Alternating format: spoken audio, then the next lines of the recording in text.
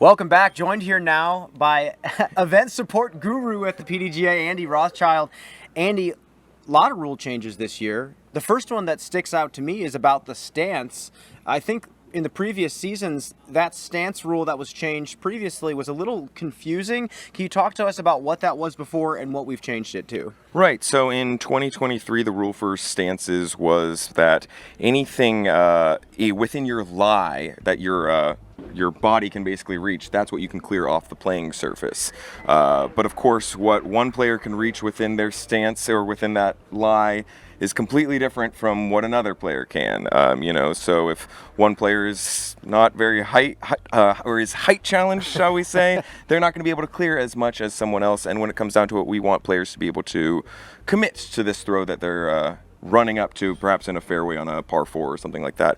So now the rule has changed so that anything that is dead and unattached, still same as before, that is further from the target than your lie, you can remove from the playing field. So if there is a big old dead branch or something that is in your run-up and it can't quite reach your stance, you can still move that now. So that's fair to all players, because now, regardless of how long your reach is, you can still clear that off of your playing surface. I think it's a fantastic rule. I think it clears out a lot of gray areas, a lot of things like, this feels unfair to me as a player because I'm 5'7", not 6'6". Right. I think this is much better. And again, safety is a huge deal here in disc golf. Footing is already tough enough in our sport as it is, even from tee pads. So I think this is a great rule change.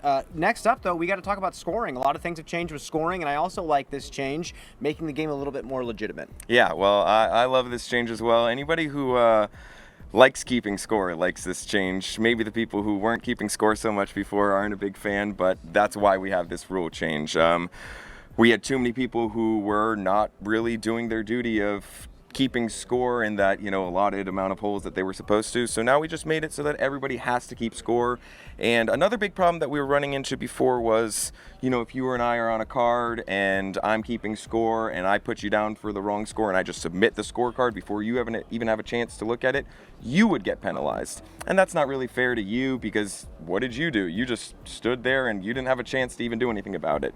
So now you only get penalized for a wrong score if it's from your own scorecard. So you still have to put in a good faith effort to keep score for all players, but once you've turned in your scorecard, we're only really concerned about your score being the accurate one, because we don't want you getting penalized because someone else messed up their math. I've seen it happen numerous times, and it's absolutely heartbreaking. I've seen wins get taken away from players because someone signs the scorecard and runs off without someone else being able to check it, and it's just tragic. And I think, again, this clears up gray areas, and it makes it so everyone has to take accountability. And now no more saying my phone is dead when it's your turn to take the score. Right, and it's we've made it as easy as it can be. If you're in an event and it has PDGA digital scorecard being offered, if everybody on the card is using digital scorecard, it's almost impossible to get a wrong score, because it'll alert you. If I put down a 3 for you and you put down a 4, boom, we're both going to get a notification that there's a mismatch on the scorecard,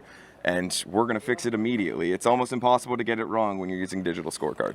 And also, if you have that one pencil whipping player in your area, this eliminates that entire possibility. Completely. And one more rule you want to talk about, so many good things changing, and I love everything that you guys are doing right now. Yeah, I want to talk about playoffs. Playoffs are changed ever so slightly in what you can do with them. We still have sudden death playoffs, same as ever, but a cool thing that you can do now as a tournament director is you can offer an aggregate playoff. So I'm sure sometime during the season we're going to see this in a DGPT event, where you can offer a playoff that is 3 holes long, and if somebody takes a bogey on the first hole, they're still alive. They're still playing golf. They have a chance to get those strokes back on that second or third playoff hole.